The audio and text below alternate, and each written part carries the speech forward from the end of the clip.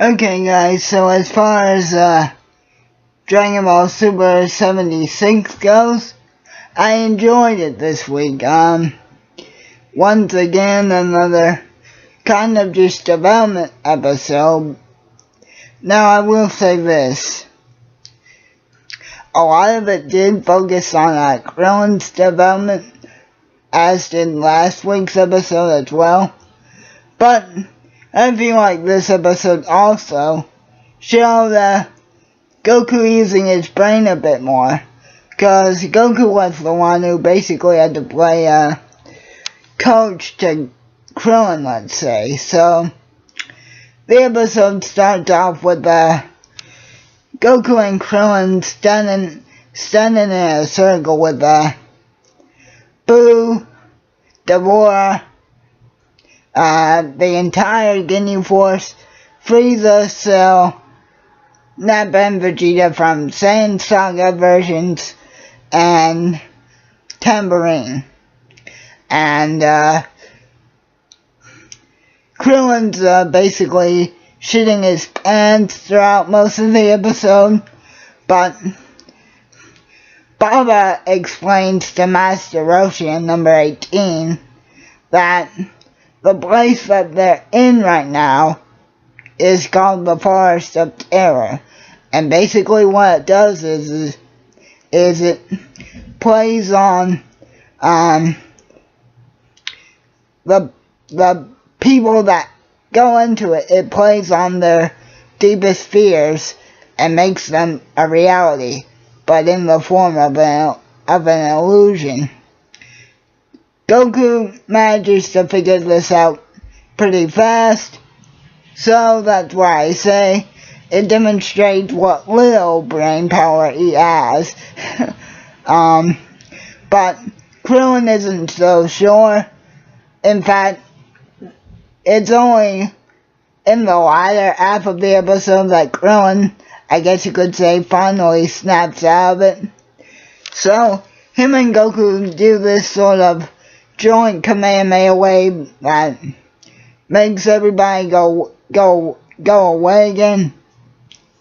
And excuse me, and then Krillin basically says, "Alright Goku, that's it, I'm out of here." And then Goku's like, well, where'd they all show up again? I can't fight them by myself. And Krillin's like, don't you get it, man? I'm not like you. I'm not as strong as I used to be. I don't have a reason, or I didn't have a reason to keep up training like you did. I haven't fought in years.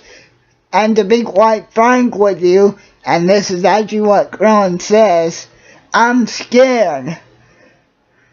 And Krillin also says, even if they do come back, I won't fight. So eventually, Krillin and Goku do get separated, and Goku figures out to beat the illusions of everybody.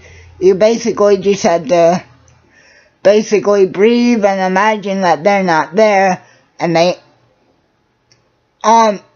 instantaneous, and they automatically go away again. But it takes Krillin, like I said, a bit longer to figure this out. Now, before Goku figures this out, we actually get to see him turn into Super Saiyan 3 for a minute. And I gotta say, it looked pretty cool. And then Master Roshi and Baba, as I said before, already know the effects of the Forest of Terror, but they say each individual person has to conquer their fear on their own. So Krillin eventually figures out, after delivering a couple of solar flares and a destructive disc, that it's all fake, and he basically imagines meditating by a waterfall, and that's basically how they managed to beat everybody. But then Super Shenron appears for some unexplained reason, and then Goku and Krillin do one more joint Kamehameha wave to basically send his ass packing. And then that's pretty much the end of the episode, but the last thing we do get is Krillin once again shaving his head. So, as the title suggests, I think Krillin's fighting spirit did return in this episode. Now, the only thing that I wish they had done in this episode, and maybe once the English dub gets to this point, they will, none of the illusions actually had a chance to talk. If they had done that, the episode would have been extra good. I mean, it was fabulous and all, but for me, I just think it would have been kind of cool if they would have let Frieza, or at least Tambourine, have some sort of a dialogue in the episode. But again, that's just a little pet critique here. But again, awesome development episode for Krillin. And again, even a pretty good development episode for Goku. So yeah, I hope you guys enjoyed. And remember, next week, the Universe Survival Arc begins.